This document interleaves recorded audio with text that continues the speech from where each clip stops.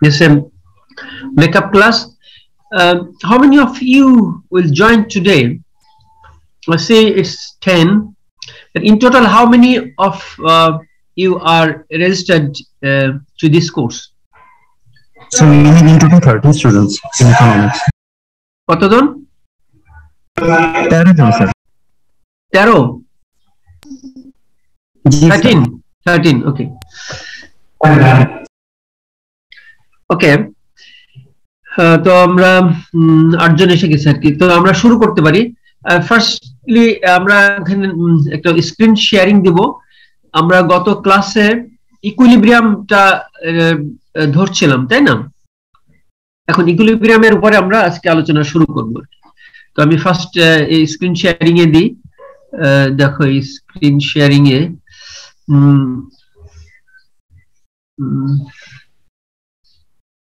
এই যে ডিমান্ড সাপ্লায়ারের কিছু গ্লোসারি, এটা তোমরা কিন্তু দেখবে, এখানে আছে সবই। আমরা আজকে যেটা দেখব সেটা হচ্ছে যে ইকুইলিব্রিয়াম, মার্কেট ইকুইলিব্রিয়াম।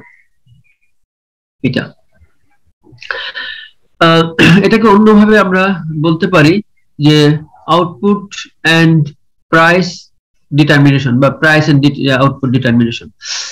এখানে যে বিষয়টা আমরা দেখব সেটা হচ্ছে যে মার্কেটে আমরা যে বিভিন্ন জিনিস, যে open market without any interference, যে এই মার্কেট সাপ্লাই চেইন বা মার্কেট সাপ্লাই বা ডিমান্ড সাপ্লাই যে ফাংশন গুলো চলতেছে, এটা কিন্তু স্মুথলি চলতেছে।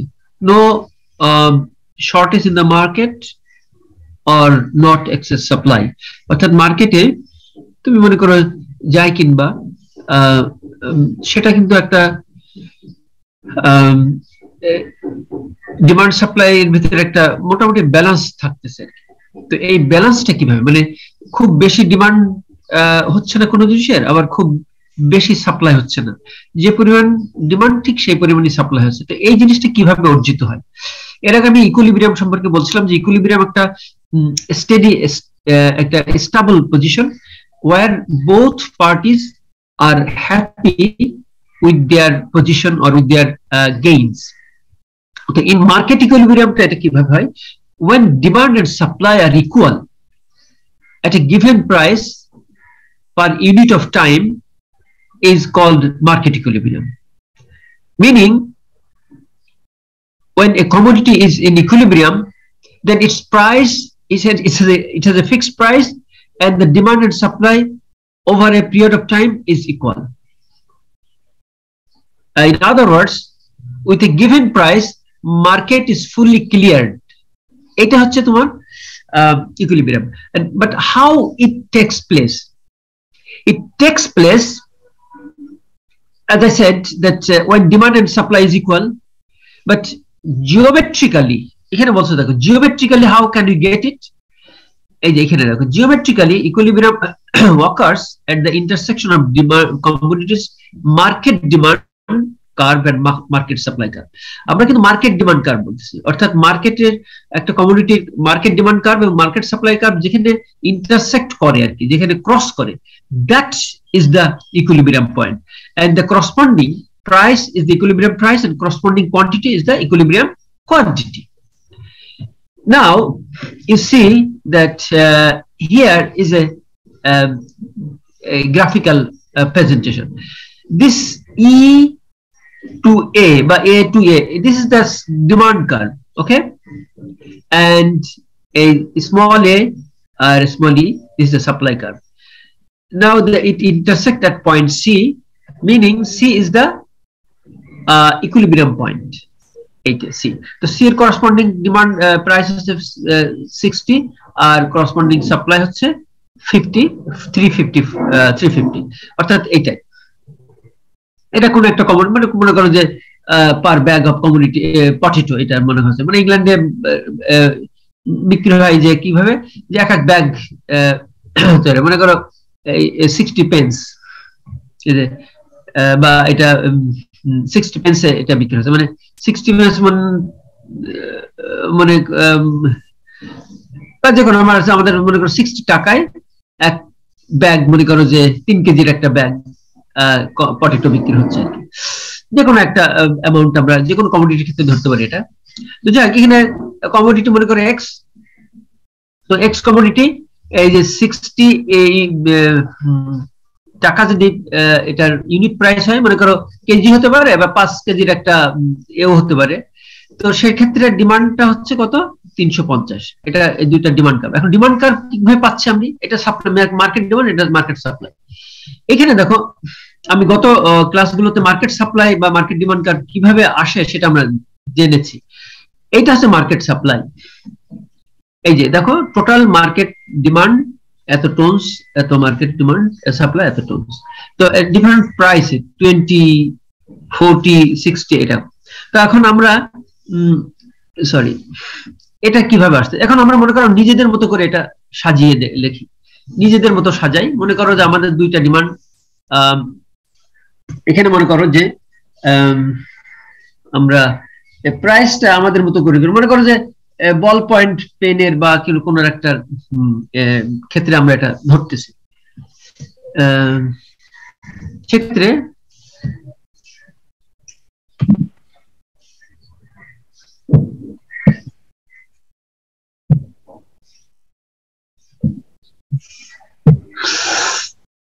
এখানে দেখো যে 20, তো এখন আমরা নিজেরা একটা ধরি, মনে করো যে 18 বল পয়েন্ট পেন, তো 18 এর এটা এই প্রাইস লাইনটা আমরা কেটে দিলাম। মনে করো এখানে আমরা দিলাম প্রথমে কত, প্রথমে দিলাম মনে করো যে 18 মনে করো 10 টাকা দাম, এখানে আমরা মনে করো দিলাম 8 টাকা, এখানে দিলাম 9 টাকা, এখানে মনে করো 10 টাকা, এখানে 12, এখানে মনে করো যে 13, এরকম একটা অবস্থা মনে করো। এখন হিসাব করে যে 18 পেনের এটা মনে করো ডিমান্ড, এটা সাপ্লাই কার্ভ। এখন এই 700 মনে করো যে কার্টুন, মনে করো 700 কার্টুন, এটা এখন এখানে 700 আর এখানেও 700, এখানে 100, এখানে 100, এটা একটা মিল করে দিয়েছে আসলে এটা ওইভাবে মিল না, মনে করো যে এখানে 750, এখানে 780, এরকম যে কোনো একটা হতে পারে। যে আমরা এখন যেটা ধরি সেটা হচ্ছে মনে করো যে 18 বল পয়েন্ট পেন, এটা ডিমান্ড কার্ভ, ডিমান্ড সাপ্লাই। এখন এই পর্যায়টা কিন্তু প্রথমে কিন্তু আসে না, আমরা ডিমান্ড কার্ভ কিন্তু পরে সেট করি আর কি। তো এই হলো প্রথম, মনে করো যে এই প্রথম থেকে শুরু করো। মনে করো 18 যখন মার্কেটে আসলো তখন মনে করো যে প্রোডিউসার খুব অপটিমিস্টিক হতে পারে, আবার একটু কম অপটিমিস্টিক হতে পারে। তো মনে করো সে খুব কম অপটিমিস্টিক, তো প্রথমে সে যখন তৈরি করলো তখন দেখলো যে একটু অন টেস্টে 8 টাকা করে দিল মনে করো। তো 8 টাকা করে দিয়ে এর ফলে কি হলো যে 700 সে 100 কার্টুন বা 100 দিল আর কি, 100 কার্টুন মার্কেট সাপ্লাই দিল, যে দেখি কেমন হয়। তো মার্কেটে গেল 100 কার্টুন, কিন্তু আইটেম তো ভালো পেন। এখন মার্কেটে যে দেখলো যে এটার ডিমান্ড, সাপ্লাই দিল 100, মানে 2-3 দিনের ভিতরে শেষ হয়ে গেল।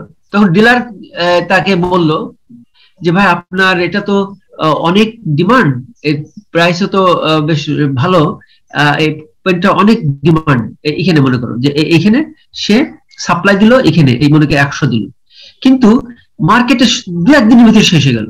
তখন এই ডিলার বলল যে 18 মালিককে বলল যে ভাই এটা তো আপনার কলম তো খুব ভালো চলতেছে, আপনি সাপ্লাই একটু বাড়ান। তো 18 মালিকজন বললো যে ভাই এটা তো কি করে বাড়াবো, এই প্রাইস তো কম, আমি তো অন টেস্টে দিছিলাম, তো যদি আপনার বাড়াতে হয় তাহলে তো আমার একটু প্রাইস বাড়াই দিতে হবে। হ্যাঁ বাড়ান, আপনি আর 1 টাকা করে বেশি দেবেন। তো দিল। তার মানে কি এখানে যে যখন প্রাথমিক অবস্থায় তখন তার এই হচ্ছে তার ডিমান্ড হচ্ছে 700 আর সাপ্লাই হচ্ছে 100, তার মানে এখানে 600 ইউনিট তার মার্কেটে শর্টেজ, এটা হচ্ছে শর্টেজ, মানে এত বিক্রি হয়ে যেত এই 8 টাকায়। তার মানে কি এই যে প্রথম অবস্থায় মার্কেটে কিন্তু শর্টেজ দেখা দিল, শর্টেজ কতটুকু দেখা দিল 600 ইউনিট। ওকে, তো 600 ইউনিট আবার দাম বাড়াই দিল 9 টাকা, তো 9 টাকা বাড়ালি সে মনে করে আরো 100 ইউনিট বাড়াই দিল, আর ডিমান্ড কিন্তু অলরেডি একটু কমে গেল, কারণ দাম বাড়লে আর সবাই হয়তো অত বেশি কিনলো না, তখন মনে করে এখানে 200 ইউনিট সে বাড়াই দিল, এই সাপ্লাই 200 ইউনিট, আর দাম ডিমান্ড একটু কমে গেল, কমে কত হলো এই যে 500 ইউনিট, মনে করে এই যে 500 ইউনিট। তার মানে কি এই শর্টেজটা কিন্তু আর একটু কমলো, কমে কত হলো 300 ইউনিট হলো, মনে করো এখানে শর্টেজ কমে 300 ইউনিট হলো। প্রাইসের পর কিন্তু একটা আপওয়ার্ড প্রেসার আসতেছে, আপওয়ার্ড, যে হ্যাঁ প্রাইস বাড়াও, এখানে বলতেছে এই প্রথম অবস্থায় প্রাইস বাড়াতে বলতেছে, এও বলতেছে হ্যাঁ প্রাইস আরো বাড়াতে হবে, ঠিক আছে, আপওয়ার্ড প্রেসার থাকলো, কারণ 600 থেকে বাইরে 900 হলো। আর অবশ্য এটা নিচের দিক থেকে হলে ভালো হতো আর কি, এই টেবিলটা যদি এই নিচের দিক থেকে হতো তাহলে আপওয়ার্ডটা অন্যরকম দেখা যেত, যাই হোক এটা তো হলো। তাহলে এখানে শর্টেজ থাকলো কত 300 থাকলো। এখন মার্কেটে ওই ডিলার বললো ভাই আপনার তো কলম 9 টাকায় তো ভালোই চলতেছে, আগের চেয়ে একটু বিক্রি কমছে কিন্তু 9 টাকায় তো ভালোই চলতেছে, আপনি আরো একটু বাড়ান। তো বলছে আর একটু বাড়াতে গেলে তো আমার প্রাইসও বাড়াতে হবে, তো হ্যাঁ বাড়ান, কত 10 টাকা করলো আর কি। তার মানে এখানে মনে করো যে এখানে 8 টাকা, এটা বাদ দাও, এটা এখানে 9 টাকা, এখানে 10 টাকা, এখানে 12 টাকা, এখানে 13 টাকা মনে করো। এখন তাহলে কত হলো যে এবার বললো যে একটু দাম বাড়ান, এবার বাড়ালাম 10 টাকা বাড়ালাম, এটা 10, তো 10 টাকা বাড়াইলে সাপ্লাই সে বাড়ালো কত এই যে 300 তে বাড়ালো সাপ্লাই, না 10 টাকা বাড়ায় 350 করলো সাপ্লাই, আর ডিমান্ড এই 500 থেকে কমে গেল আরো 350 হলো, আর সাপ্লাই হলো 350। তারপর এইটা হচ্ছে তার ইকুইলিব্রিয়াম পয়েন্ট, এটাকে আমরা বলি ইকুইলিব্রিয়াম। এখানে ডিমান্ড ইকুয়াল টু সাপ্লাই, তো এটা হলো তোমার ইকুইলিব্রিয়াম পয়েন্ট, অর্থাৎ এই পজিশনে আসলো কি নিউট্রাল, এখানে এটা হচ্ছে ইকুইলিব্রিয়াম, ইকুইলিব্রিয়াম। এবার এখানে প্রাইসের কোনো আপওয়ার্ড বা নিউট্রাল করছে না, নিউট্রাল, এটাকে আমরা নিউট্রাল পজিশন বলতেছি। এই হলো এখানে যখন পৌঁছাই গেল মার্কেট, তখন সে আর চেঞ্জ করার টেন্ডেন্সি থাকতেছে না আর কি তার, এটা গেল প্রাইস কমের থেকে নিচে, আর যদি বাড়ার থেকে নিচে আসে তখন কি হবে?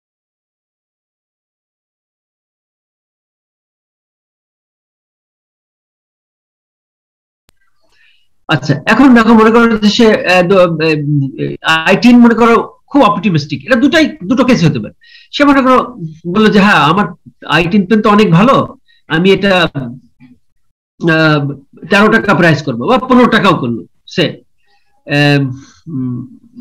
মনে করো 15 টাকাও করতে পারে, 13 টাকাও করতে পারে, পরে সে কি করলো যে এত খুব ভালো পেন আমি 700 ইউনিট দিয়ে দিলাম প্রথমেই, একদম সে খুব অপটিমিস্টিক, 13 টাকা সাপ্লাই দিল সে 700 ইউনিট, ওকে 700 ইউনিট সে এখান থেকে নিচে থেকে মনে করো 13 টাকা সে 700 ইউনিট সাপ্লাই দিল, মার্কেটে গেল, দেখলে যে 13 টাকায় বিক্রি হচ্ছে কতটুকু, এতটুকু ডিমান্ড, অর্থাৎ 100 ইউনিট বিক্রি হচ্ছে। তখন ডিলার বা দোকানদার বললো ভাই আপনার কলম তো বিক্রি হয় না, এটা 13 টাকা দাম, দাম কমান দেখি একটু বাড়ানো যায় কিনা। তো বলছে তো তাহলে তো 13 টাকা হলে আমার তো অতটাই হয় না, তো আমি তাহলে বাড়ান কমাই দিয়ে আমি 12 টাকা করলাম। তো 12 টাকা করলে দেখা যাচ্ছে যে এখানে 12 টাকা আসলে তখন ডিমান্ডটা একটু বেড়ে গেল, এই পর্যন্ত আসলো 12 টাকায় ডিমান্ডটা 100 থেকে বাইরে 200 হলো, আর ওই বেটা লাভ যেহেতু কমে যাবে সাপ্লাই একটু কমাই দিল, 530 করলো আর কি, ওকে। তো 530 করলে দেখা যাচ্ছে এখানে প্রথমে আমার মার্কেটের সারপ্লাস ছিল কত, সারপ্লাস ছিল 600, এখানে মনে করো তুমি 650 করতে পারো, এখানে 700 জায়গায় 650 করো বা 600 করতে পারো, এখানে মনে করো 650, তাহলে এখানে 550 তার সারপ্লাস ছিল আর কি। এত বড়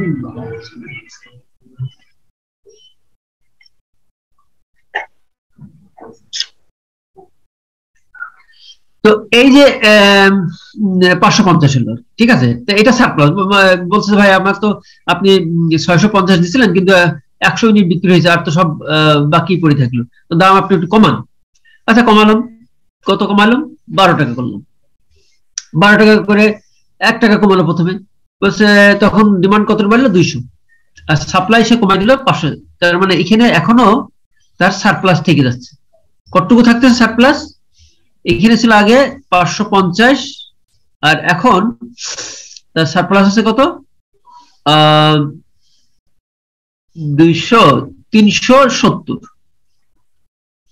370। তাইলে বলছে ভাই অনেক তো সারপ্লাস আছে, আপনি দাম আর একটু বেশি করে কমান তো। হ্যাঁ কমালাম, কত? 10 টাকা করলাম। তো 10 টাকা করলো, 12 টাকা থেকে 10 টাকা কমে নিয়ে আসলো। এখন ডিমান্ড বেড়ে গেল কত? এই 350, আর এই বেটা সাপ্লাই কমাই দিয়ে 350 করলো।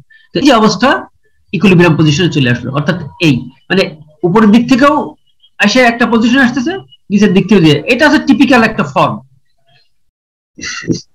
for all commodities which are open in the market if market has no interference. So this is the mechanism. এখন আমরা এখানে কারো কোনো কোশ্চেন থাকলে বলতে পার। আচ্ছা এটা আবার এখন মুছে দিই, ড্রয়িংস গুলো মুছে দিলাম আর কি।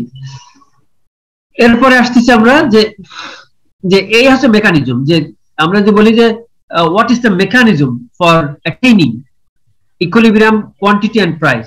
তার মানে ইকুইলিব্রিয়ামের ক্ষেত্রে আমরা পাচ্ছি কি যে ডিমান্ড সাপ্লাই সমান। এখন এটা তো আমরা এরকম ডিসক্রিট ভ্যালুর মাধ্যমে পাচ্ছি, এখানে ডিসক্রিট ভ্যালু দেওয়া আছে এখন, এবং সেখানে আমরা ইকুয়েশন ড্র করতেছি, এই কার্ভ ড্র করতেছি। এখন যদি এরকম হয় যে আমাদের ইকুয়েশন দেওয়া থাকে, মনে করো ডিমান্ড আর ইকুয়েশন আর সাপ্লাই আর ইকুয়েশন, তাহলে আমরা কিভাবে করব?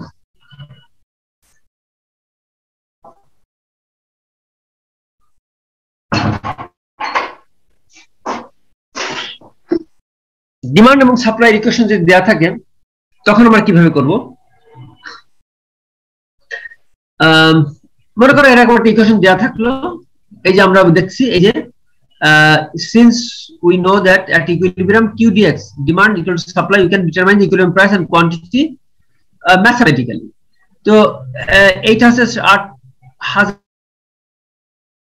x commodity মূল্য, আর এইখানে হচ্ছে -400 প্লাস 2000, 2000 p। আচ্ছা আমি একটা ফোনটা একটু ধরে নিই, তোমরা একটু দেখতে থাকো এটা।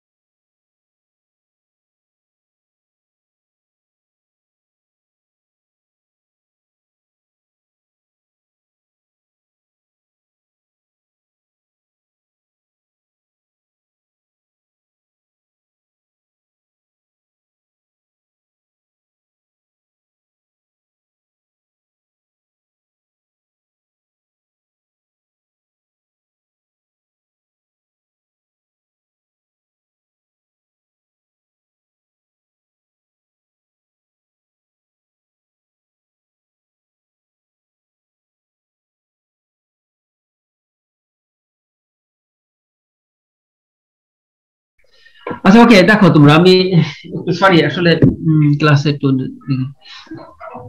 ওই আমাদের এক কলিগ ফোন করছিলেন ইঞ্জিনিয়ারিং অফিসের, তাই কথা বললাম। যাক এখন দেখো তোমরা, আমরা যদি এই বিষয়টা, এটা তোমার হয়তো খুব সিম্পল ইজি পিজি একটা বিষয়, 6 এ আমরা এরকম ইকুয়েশন সলভ করছি বীজগণিতে। তো এটা কোনো বিষয়ই না, এটা কোনো বিষয় না, এটা ডিমান্ড ফাংশন। এখন যদি মাল্টিপল ফ্যাক্টরস থাকতো এখানে, ধরো পি এর সাথে আরো থাকতো, তখন একটা বিষয় থাকতো, তখন আমরা হয়তো ওই অন্য নিয়মে করতাম। তো যাক এখন এই নিয়মটা হচ্ছে এই যে এরকম যদি সিম্পল ইকুয়েশন থাকে তো আমরা এইভাবে করবো।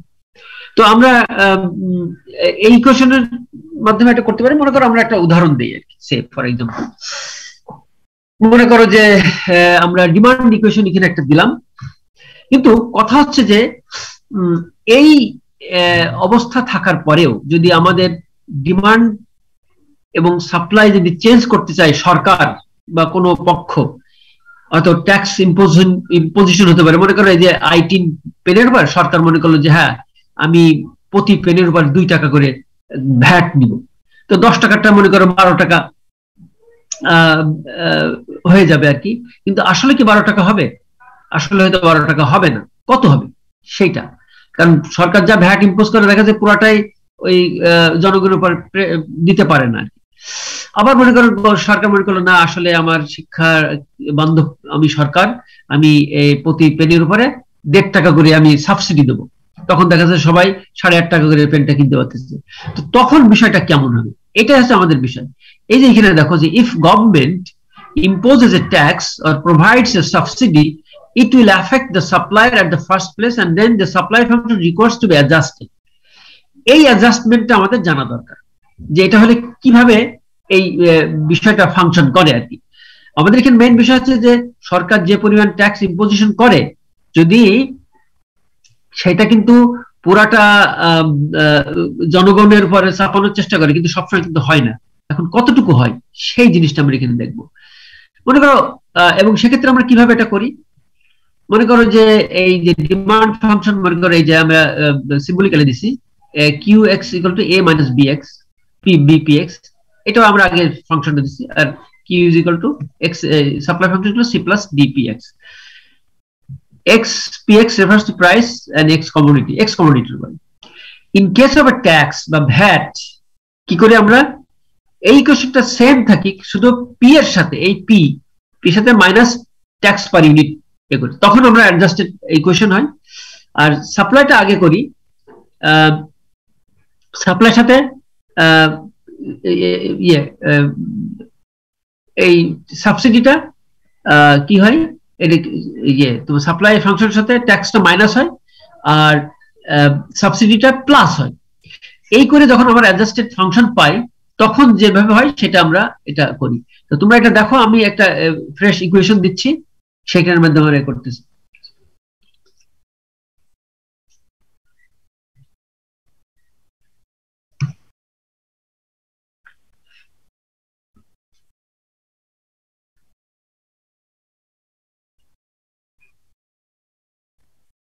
তোমরা এটা দেখো যে কোনো কোনো কিছু কোশ্চেন থাকলে কিন্তু জিজ্ঞেস করো, আমরা একটা প্র্যাকটিক্যাল উদাহরণ যাচ্ছি আর কি এখনই।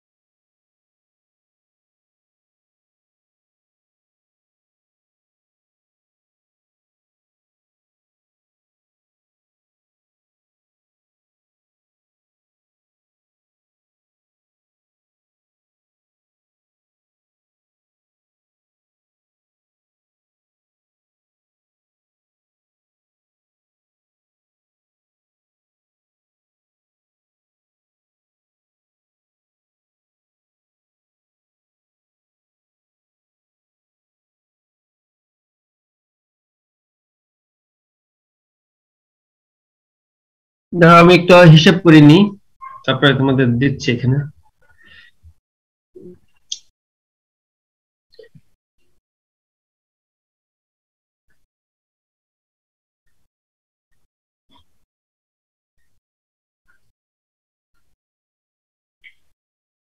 উম,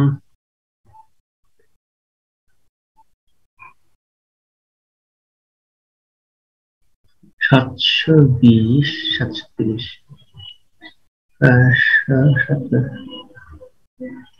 600, 500 দিলে 600,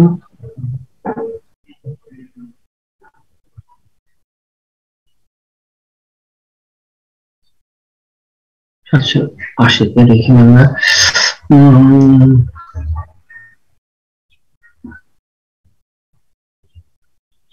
60, 600,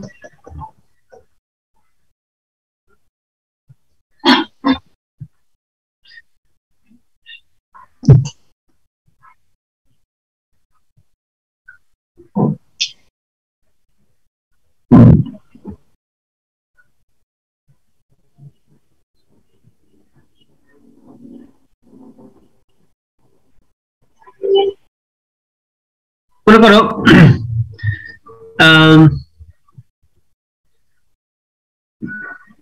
মনে করো এটা হচ্ছে দুইটা ইকুয়েশন, ঠিক আছে?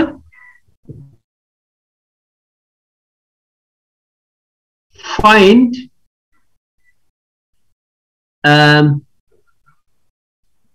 the equilibrium price and quantity. কিভাবে বের করবো তাহলে? ইকুইলিব্রিয়াম প্রাইস এন্ড কোয়ান্টিটি কিভাবে আমরা বের করতে পারি তাহলে এক্ষেত্রে? দুইটা ইকুয়েশনকে আমরা ওটা বলতো at equilibrium q dx equal to q sx। তাহলে আমরা 1280 minus 50 px plus equal to 480 plus 30 px। তাহলে px এর মান কত? px এর মান কত?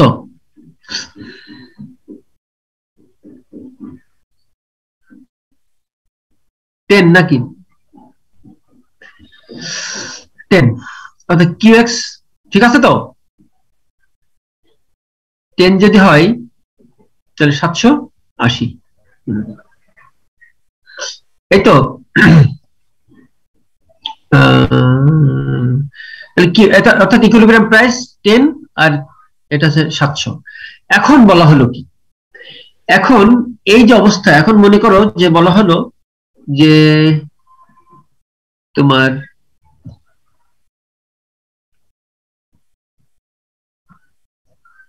এখন বলা হলো যে এই অবস্থা আসলো যে কি হলো, এখন বললো যে গভর্নমেন্ট ট্যাক্স ইম্পোজ করলো এখানে, এটা নিয়ে আসলে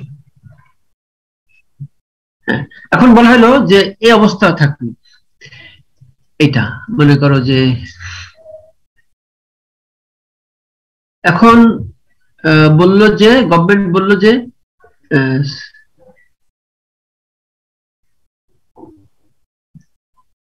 এখন বলল যে গভর্নমেন্ট এখন বলল যে এই অবস্থা যে ইকুইলিব্রিয়াম প্রাইস এন্ড কোয়ান্টিটি হচ্ছে এই। এখন গভর্নমেন্ট বলল যে if government imposes টাকা to VAT on unit, on each unit, then what would be the equilibrium price? What would be the equilibrium price and quantity? এটা কি করে করবো এখন? এই যে ফর্মুলা অনুযায়ী তখন আমরা ফার্স্ট ইমপ্যাক্ট পরে হচ্ছে তোমার কিউডি এর, এটা এটা অ্যাডজাস্ট করবো আর কি। তারপরে অ্যাডজাস্টেড কিউ এস এক্স, এখানে মনে করো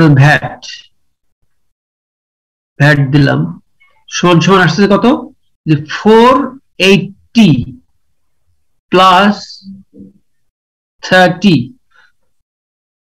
মাই, এবার এখানে আসতেছে যে পি এক্স মাইনাস এই যে টাকা টু ভ্যাট এটা, এবার আসতেছে আমার কত 480 প্লাস 30 পি এক্স মাইনাস 60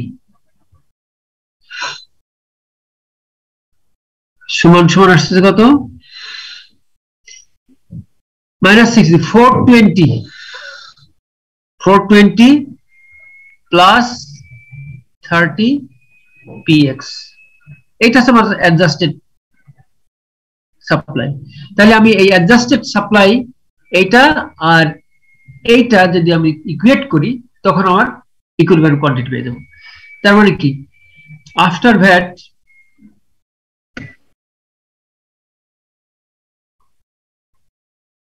কোনটা নিয়ে, after VAT QDX equal to QSXV, কত আসছে 1280 minus 50 PX equal to 420 minus plus 30 PX। এবার কত আসতেছে দেখো, PX equal to কত আসছে বের করো তো, বের করো তোমরা বের করো।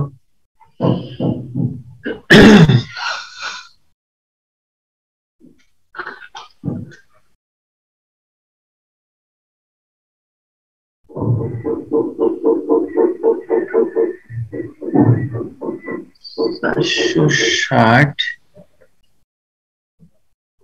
ইকুয়াল টু 80,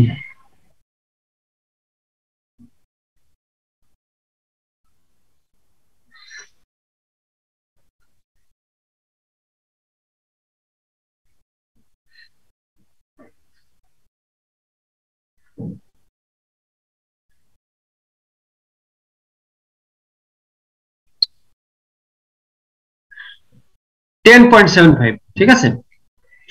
তার মানে কত আসতেছে 10.75, px equal to 10.75। ওকে, তার মানে এই যে 2 টাকা বাড়ালো এর ভিতরে 10 টাকা থেকে প্রাইসটা বেড়ে 75 হলো, আর বাকি এখানে হয়তো দেখাচ্ছে আমরা যেহেতু আরবিট্রারি ধরেছি, এটা একটা ট্রু ফ্যাক্ট এটা না, তারপরে বিষয়টা এরকম হয়তো দেখাচ্ছে অরিজিনালি দেখাচ্ছে হয়তো তোমার 11 টাকা 20 হইতো আর 12 টাকার জায়গায়। তো এটা হচ্ছে নিউ ইকুইলিব্রিয়াম প্রাইস। এটা হয় কখন, যখন এই মার্কেটটা খুব কম্পিটিটিভ হয় আর কি, তখন এটা হতে পারে আর কি। আচ্ছা, তাহলে এখন তাহলে কোয়ান্টিটি কত হবে, কিউ এটা ভি, এটা ভি কিউ এক্স ভি, এটা তাহলে এই যে এটা যে কোনো একটা ইকুয়েশন বসাই দাও, মনে করো 420 প্লাস 3 ইন্টু 10.75 কত আসতেছে,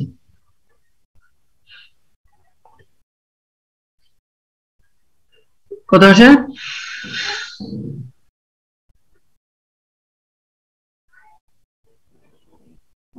হ্যাঁ ও তোমাদের এত দেরি লাগে, জিআরই দিবা কি করে তাহলে,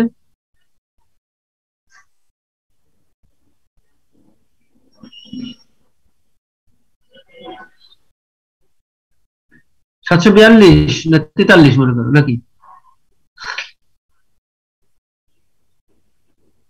743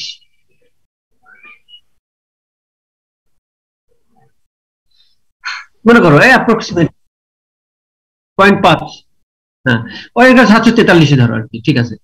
তো এই হলো তোমার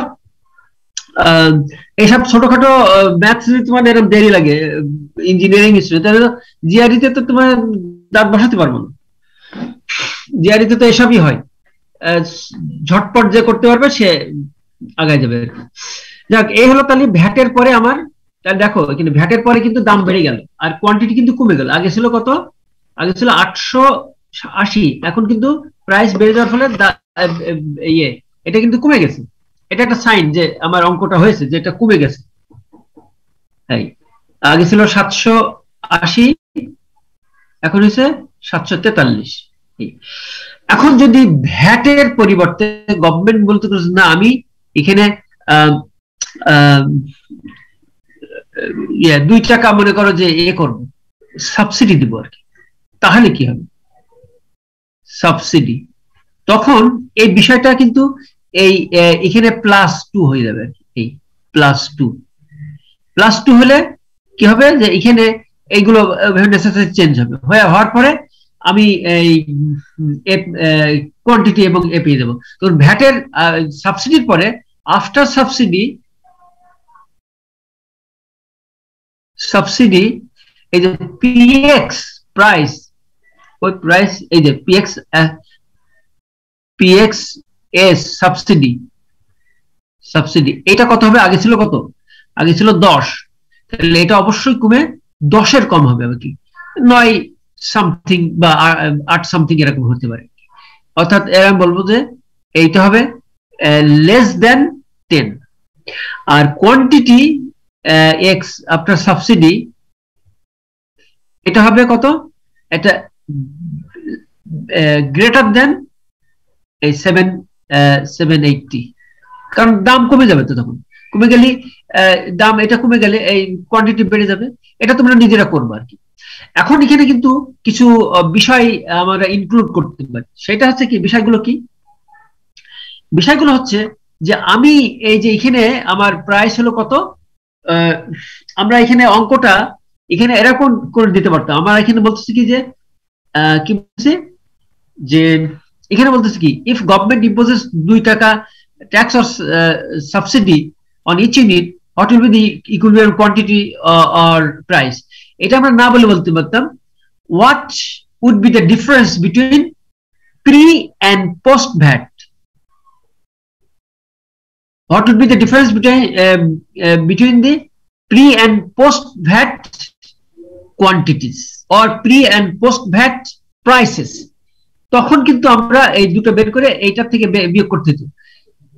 এই যে তখন এটা বিয়োগ 743 যা আসতো তাই, আর 10.75 মাইনাস 10, এই যে 75, এরকম বলতে।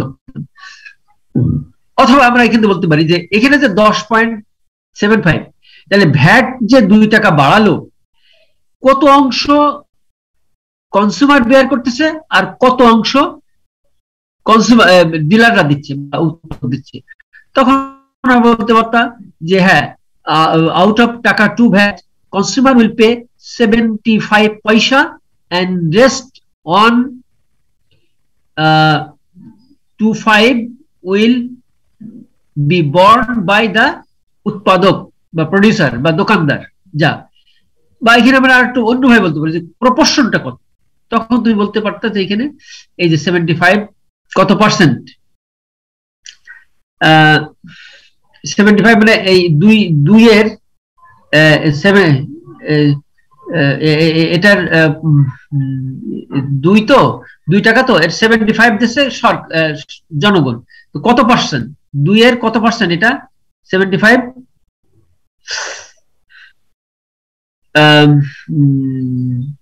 25% নাকি? তো কত পার্সেন্ট? এটা কত পার্সেন্ট হয়? হ্যাঁ 37.5%, ঠিক আছে, যেটা হবে। তো এই পার্সেন্টটা জনগণ দিচ্ছে। এবার অঙ্কটা কিন্তু অনেকভাবে এটা আমরা ঘুরিয়ে দিতে পারি। তো বেসিক প্রিন্সিপাল কিন্তু এই, যে যাই করুক না কেন একটু হয়তো তোমার একটু এক্সট্রা ক্যালকুলেশন করতে হবে, পার্সেন্টেজ বের করতে হবে বা ডিফারেন্সটা বের করতে হবে। তো এই হলো এই অঙ্কগুলোর বিশেষ নিয়ম বা অ্যাপ্রোচ। তো এটা আমার মনে হয় তোমাদের যদি কোনো কোশ্চেন থাকে তাহলে এখন জিজ্ঞেস করতে পারো। আমরা এখন এটা করে দিচ্ছি, মুছে দিচ্ছি আর কি। কোনো কোশ্চেন আছে কারোর? কোনো কোশ্চেন নাই, ঠিক আছে তাহলে। Well, you have understood very well so far I know, because it's a very vivid and clear, unambiguous. এখন এই যে এখানে একটা জিনিস দেখছিলাম আমরা, এই যে ডিমান্ড এবং সাপ্লাই যে শিফটটা হয়, is of a shift in the demand curve, effect of shift in the supply curve। এই যে ডিমান্ড এবং সাপ্লাই কার্ভ শিফট হতে পারে, ওই যে ট্যাক্স ইম্পোজ করা হয়, হলে দেখা যাচ্ছে কি সাপ্লাই কমে যায় বা ডিমান্ড বেড়ে যায়, তখন এইভাবে শিফটটা হয়। তো এই শিফটটা কিভাবে হয় আমরা হয়তো বলতে পারি যে ইফ দ্য ট্যাক্স ইম্পোজেস, তখন তোমরা এখানে এরকম দেখাতে পারতে যে এইটা হচ্ছে মনে করো 10, এখানে মনে করো যে এখানে 10-এ এটা না, এটা কি এখানে দেখো, মনে করো যে প্রিলিমিনারি এটা সাবসিডিটা এখানে কি হলো, সাবসিডি ও না, এখানে প্রাইস ছিল, সাবসিডির ফলে প্রাইস এই হলো আর কি। তখন সাপ্লাই ডিমান্ডটা বেড়ে গেল, মনে করো যে ডিমান্ডটা বেড়ে যে এখানে আসলো, এখানে প্রাইস, আচ্ছা এখানে মনে করো তোমার এই ডিমান্ড কার্ভটা শিফট হয়ে গেল উপরে, তখন এটা আসলো আর কি, প্রাইস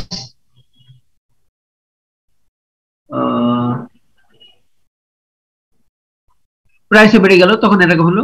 আর সাপ্লাই কার্ভ শিফট হলে এরকম হয়ে গেল। আর এই শিপমেন্টটা তোমার এইভাবে দেখানো যায় যে মনে করো যে স্যার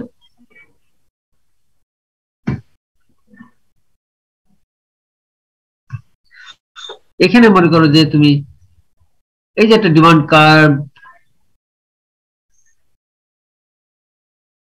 আসলো, সাপ্লাই কার্ভ এই গেল, এখানে 10 হইলো, এখানে কত 800 780, এখানে 10।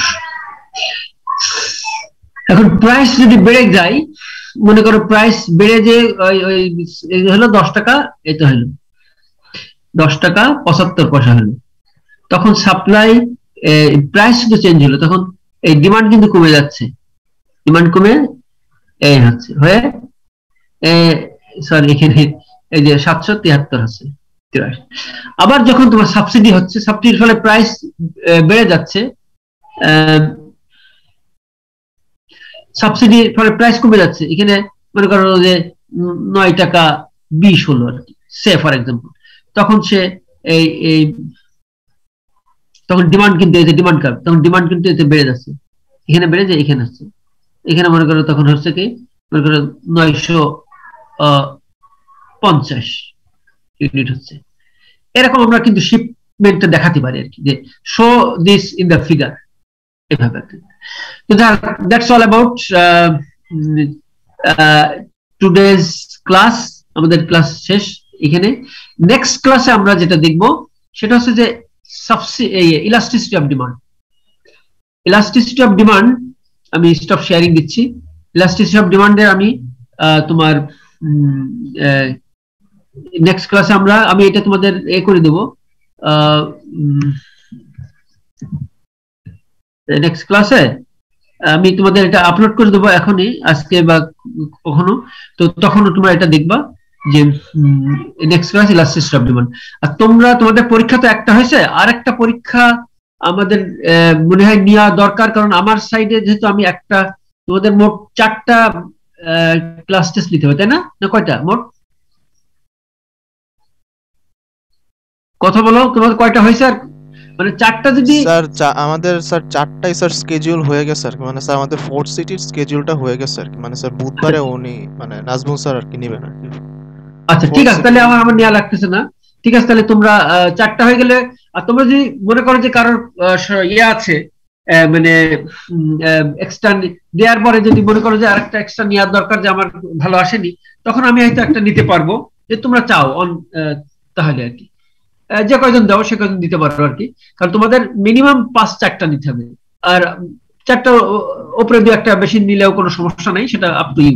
ওকে, তো এটাই শেষ আমাদের কথা। আমরা এই সোমবারে আজকে যে 10টা, নেক্সট ক্লাস নেক্সট উইকেও সোমবারে এই ক্লাসটা হবে, আর রেগুলার ক্লাস তো শনিবারে তো আমরা হবেই এটা ইনশাআল্লাহ, কারণ আমাদের কিছু মেকআপ ক্লাস এই সোমবারে 10টায় আমরা করব। স্যার নেক্সট উইক সোমবার তো 21শে ফেব্রুয়ারি। 21শে ফেব্রুয়ারি, তাহলে কবে করা যায়? তাহলে আরেকটা টাইম তাহলে তোমরা দিও, আমাকে জানাই দিও। আচ্ছা স্যার, আমি স্যার জানাই দেবো স্যার। মানে আমাদের নেক্সট দিন তো এমনি স্যার ক্লাস আছে মনে হয় স্যার, শনিবার দিন ক্লাসে স্যার ডিসাইড করবো না আমরা স্যার। হ্যাঁ ঠিক আছে, ওকে ওকে। আর যদি তোমরা বুধবারে, যে কোনো বুধবারে যদি টাইম থাকে তো আমাকে দিতে পারো, বুধবারে আমি মোটামুটি নিতে পারবো যে কোনো সময় আর কি, ঠিক আছে? যদি বুধবার থাকে তাহলে সেটাও বলতে পারো আর কি। ওকে, তো থ্যাংক ইউ ভেরি মাচ।